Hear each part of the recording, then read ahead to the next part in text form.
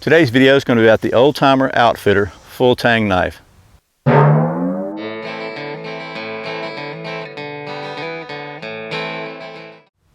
My name's Brian and you're watching Survival on Purpose. Welcome back to Survival on Purpose. Thanks for stopping in. As I said, today's video is going to be about the Old Timer Outfitter full tang stainless steel knife. This video was shot over a 2-day period due to some audio issues I had, so you may notice a couple of different shirts I'm wearing. But other than that, hopefully you'll enjoy it and it'll be helpful to you if you're interested in getting a really cool full tang knife for under 20 bucks. The Old Timer Outfitter is a full tang stainless steel knife. It features a 4.4-inch drop point blade made of 7CR17 high carbon stainless and an orange safety grip wrapped handle with a lanyard hole. The overall length is 7.8 inches and the weight is 5 ounces. This knife comes with a leather belt sheath, is available with orange or green handles, and the street price on the Old Timer Outfitter is about $20. Okay, well, as you saw, this knife is a stainless steel knife, and I know that especially in bushcraft circles and traditionalist circles, everybody wants a carbon steel knife, and really the only advantage that carbon steel has over stainless is the possibility on, if the steel's hard enough and you can find the right rocks, of striking a spark on the spine so you can maybe affect a fire with charcoal cloth or something like that from a primitive method or semi-primitive method. The other possible advantage is that a lot of times carbon steel is easier, a little softer than stainless to sharpen it, especially if you have to sharpen it in the field. However, stainless does have the advantage, it's not going to rust. So in some areas, if you live near the coast or whatever, it may be really important to have a stainless steel knife. Or maybe if you just don't like to spend a lot of time taking care of your knives, there's nothing wrong with stainless steel knives. I've got several carbon steel knives. They're all good. One of the things I do like about this knife is available with the orange handle.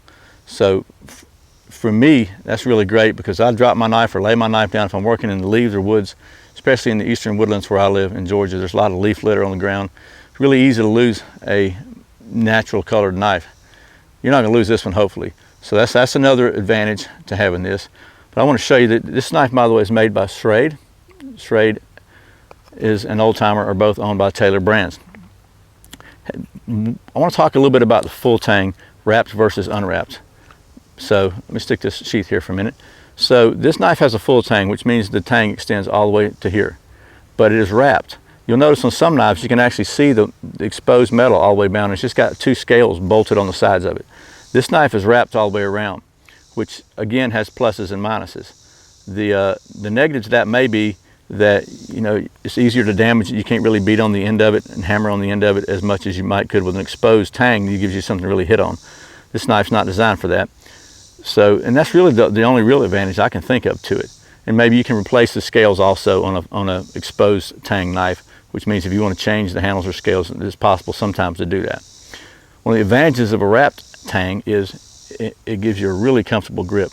This thing is, I don't know if you can even, maybe you can see that. It squeezes in just a little. I don't know if you can see that on the camera or not, but it's got enough cushion. It is extremely, extremely comfortable.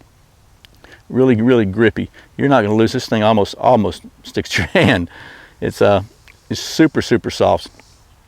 The blade is almost reminiscent of a kind of a, let me see better like this, kind of a butcher knife, Nesmith kind of design. It's got a little rise right here.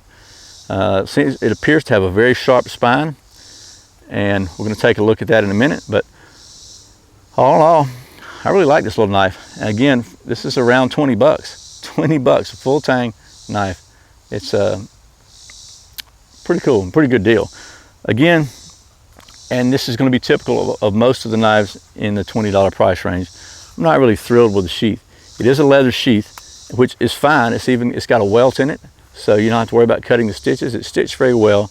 It's nothing fancy, it's just a loop sheath. The one thing, and the knife fits in it very well, and the retention is really good without the strap on it. The one thing that I'm just not thrilled about, and it does have a snap, but the snap is just not super, super strong. It's really easy to come loose. Again, the knife fits in the sheath very well. The retention is really, really solid, but it's just not, it doesn't take much pressure to pop that snap. $20 knife, that's not a bad deal. Again, that's usually my complaint with some of these lower priced knives. It's not the knife itself. So far, we're going to do a use test, but my initial reaction to this thing is I like it a lot. So Let's hopefully it'll hold out through the test, and I'll still like it, but let's find out.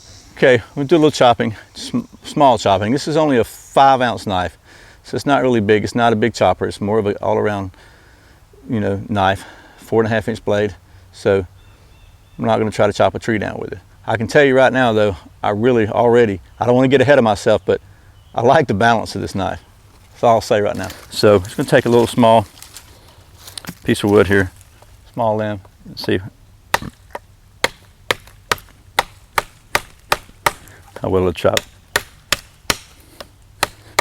Because if this is what you got, and you need a little chopping done, I'm checking to see if the handle, sometimes these wrapped handles have a tendency to get loose when you're really chopping and banging on them.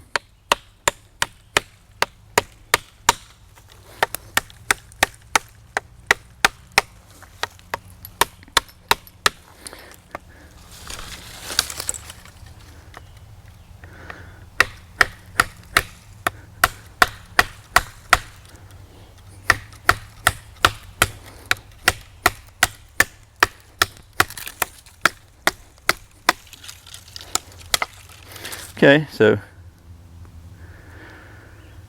it felt a little looseness in here. I think that's just felt a little looseness right in here as I was chopping. I think that's just the wrap of this handle, maybe this lanyard here.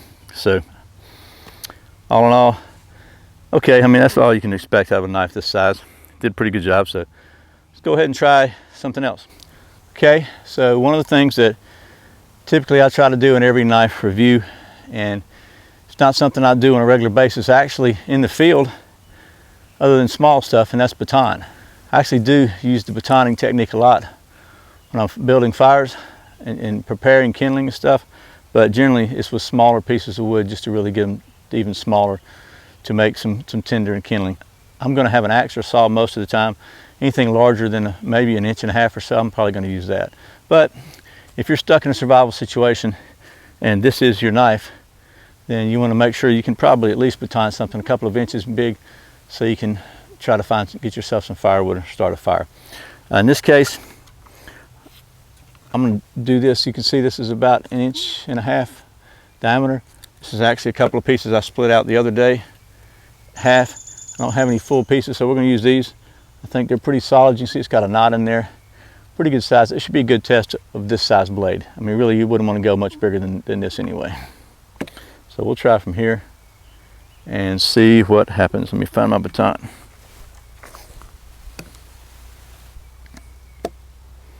Go ahead and stick with the one that's got a knot in it. We'll see how well she does.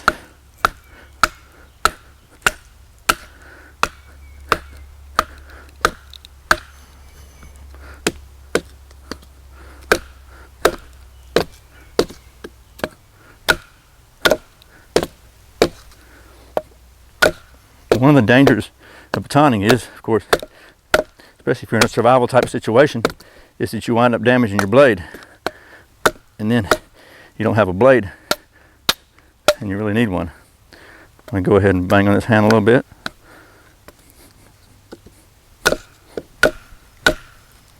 I got a nice knot there, and it's right in the way.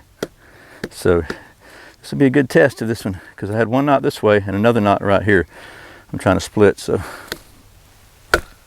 give her a whack.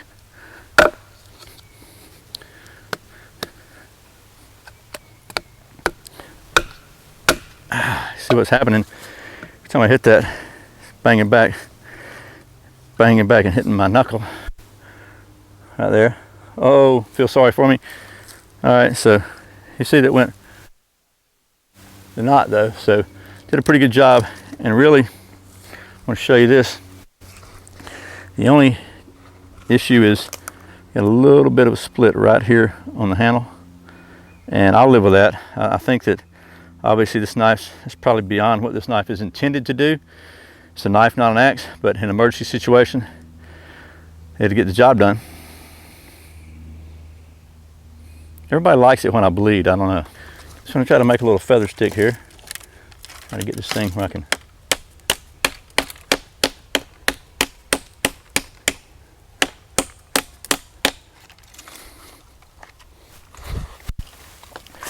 get back here where you can see.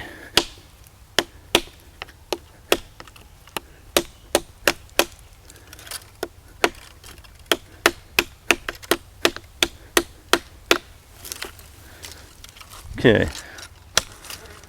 So, let me try the carbon of this thing. Let's bark out of the way.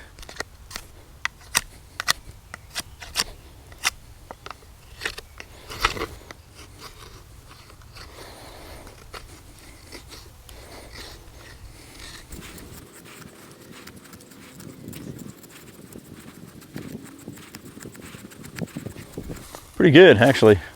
Pretty impressed with that. Look at the size of those smaller ones up here. Really, really fine. Get around where you can see it. Some really fine ones up in here. So, pretty impressed with that. Carving on the knife does a great job.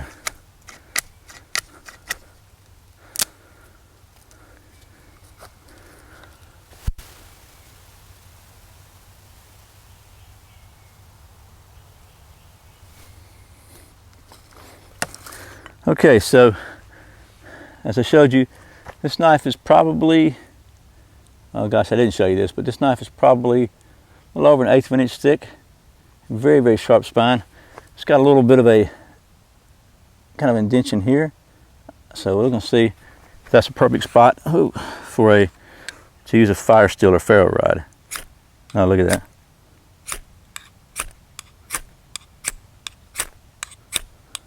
It's coating off this new rod. That's pretty good.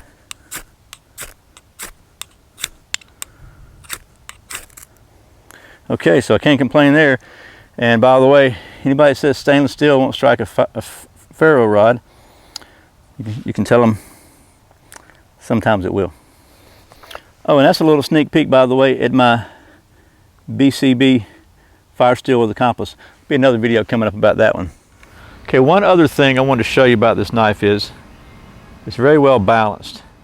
It's right in the center here where it's kind of balanced, you can see. So that's all I'm going to say about that right now, but that can come in really handy.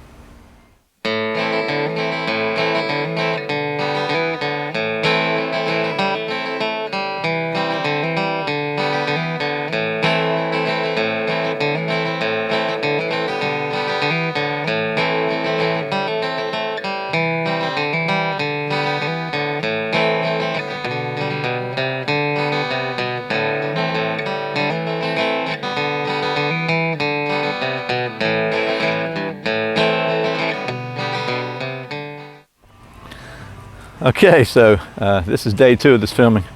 I wanted you to hear the background music I've got going here. Chris with Prepared Mind 101 has Lawnmower Man, and I have the tropical ice truck playing La Bamba with a Calypso flare. So welcome to the world of YouTube. Anyway, as you saw, this knife does a pretty decent job of chopping for the size. It's a 5-ounce knife and 4.5-inch blade, so it's not really a big chopper.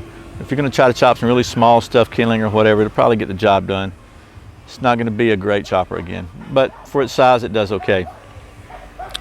And now we go from Calypso music to the dog barking, so bear with me here. As far as carving, did an excellent job. This knife is just real balanced very well, and it's got a nice just a really nice feel to it. It's really sharp. Old Timer, Schrade, whoever, they're all the same company now. It's really doing a great job on edges these days from the factory. Their edges are coming out really good. As far as batoning, if you're reasonable with the size wood you try to baton and you're only really doing something to try to get some dry firewood, you know, if you maybe 2 to 2.5 inches, it does a fine job. You saw it cut through a really hard knot, no problem. The only little problem issue was the rubber handle kind of split here from beating on it so much, and that's to be expected. It's a really soft, spongy handle, so, but it didn't really affect the usability or anything else of the knife. So batoning did a great job. As far as striking a fire steel or scraping, this has got a really good, sharp 90-degree spine. Did a really good job at that. And also I want to remind you, it's very well balanced. So if you're looking for a $20 knife now, this is about 20 bucks street price, full tang, stainless steel. It's hollow ground, pretty sharp. It's for a good all-around camp knife. If you wound up being stuck with this being your only knife, I think you could do a lot worse. For 20 bucks, I'm sure you could do a lot worse. Again, the only really negative I could find is the sheath. And again, the sheath's not bad. It's a leather sheath, Goes in there pretty good. The only downside to the sheath that I saw was the snap. It just does not have a very solid snap on it. It doesn't take a whole lot of pressure just to pop that snap. And as I said before, in a $20 knife, usually the sheath is where the sacrifices are made, because for 20 bucks, you put it in the knife and you just put a decent sheath in, and it's decent. It's just not great. Other than that, I'm pleased with it. I like it. It's a survival on purpose keeper, and if you're interested in a knife for about 20 bucks, you're looking for something just to get started your kit with, or to throw in for an emergency, I think this is a good value. I hope this has been helpful. Once again, thanks for watching. Thanks for subscribing to Survival on Purpose. Thanks for giving this video a thumbs up. If you liked it, let Google know you like this kind of video. Share it with your friends if you think they'll like it. All that good stuff. If you'd like to support this channel, you can check out the Amazon links below. That'd be great. I really appreciate it. Once again, my name's Brian. You're watching Survival on Purpose. Remember, survival's not an accident, so be prepared. See you next time.